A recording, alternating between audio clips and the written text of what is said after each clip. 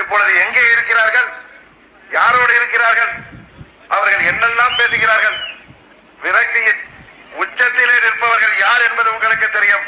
அவர்களுக்கு இந்த தேர்தலிலே தக்க பாடம் புகட்டி இனி அவர்கள் தேவையில்லாமல் வாயை திறப்பதை கூட நீங்கள் தடுத்து நிறுத்த வேண்டும். இங்கே தேனி தொகுதியில மக்களின் ஆதரவோடு நான் போட்டியிடுகின்றேன், மக்களின் வேட்பாளராக நான் போட்டியிடுகின்றேன். மக்கள் விரும்பிய நான் வர வேண்டும் என்று நீங்கள் விரும்பிய காரணத்தினால் இங்கே நான் தேசிய ஜனநாயக கூட்டணியின் வேட்பாளராக போட்டியிடுகின்றேன்.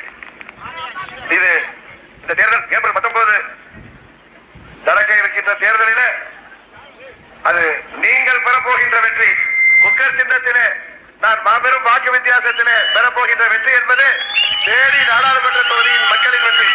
அதை யாராலும் ஒன்றும் செய்துவிட முடியாது என்பதை தயவு செய்து இங்க யாராவது அவங்க எல்லாம் வந்தாங்கன்னா கொஞ்சம் சொல்லி அனுப்புங்க.